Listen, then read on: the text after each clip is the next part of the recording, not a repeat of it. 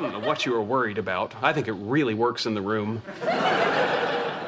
Yeah, it is by far the coolest thing I have ever owned. The exact time machine that carried actor Rod Taylor from Victorian England into the post-apocalyptic future, where society had splintered into two factions, the subterranean Morlocks, who survived by feasting on the flesh of the gentle surface-dwelling Eloi.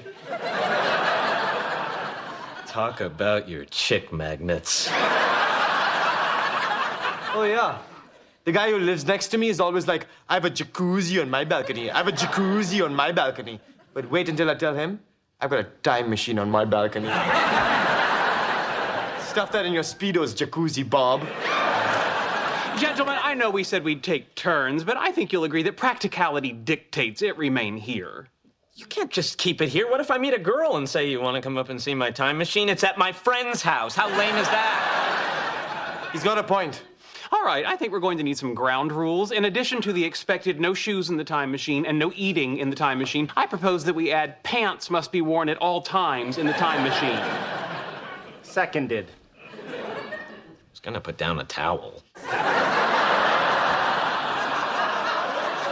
I still want it on my balcony. I say we move it on a bi-monthly basis. Yeah, that sounds fair. Now, hold on. Bi-monthly is an ambiguous term. Do you mean move it every other month or twice a month? Twice a month. Then no. Okay, every other month. No.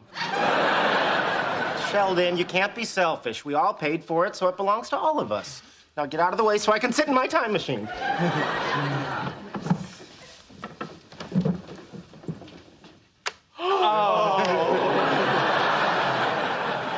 Okay, I am setting the dials for March 10th, 1876. Good choice. Alexander Graham Bell invents the telephone and calls out for Dr. Watson. Wait a minute. I'd want to see that too. So when it's your turn, you can. Yeah, but if we all go back to the same point in time, Bell's lab's going to get very crowded. He'll know something's up.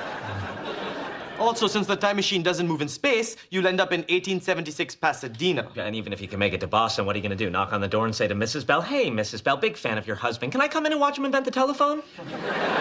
Mrs. Bell was deaf. She's not even gonna hear you knock. I have a solution. First, go into the future and obtain a cloaking device. Ooh, how far into the future? If I remember correctly, Captain Kirk will steal a cloaking device from the Romulans on stardate 5027.3, which would be January 10th, 2328 by pre-Federation reckoning. Okay, I am setting the dials for January 10th, 2328. Here we go into the future.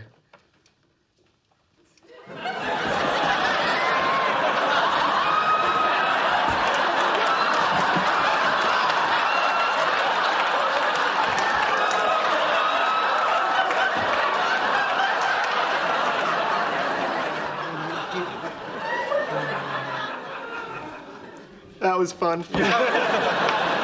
My turn. Okay, first of all, what you call a gap was nearly 3 feet wide. I slipped and skinned my knee. Are you okay?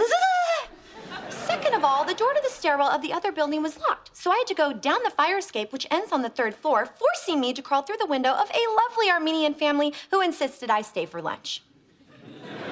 That doesn't sound too bad. It was 8 courses of lamb, and they tried to fix me up with their son.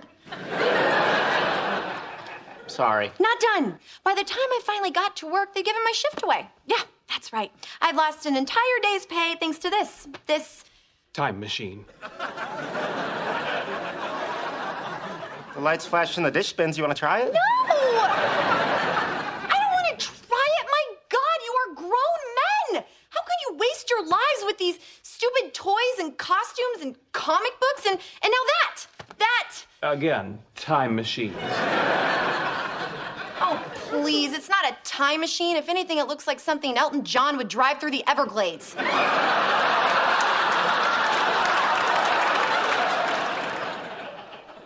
It only moves in time. It would be worse than useless in a swamp.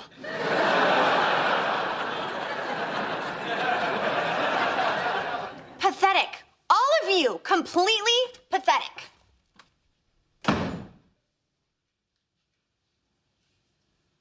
My turn.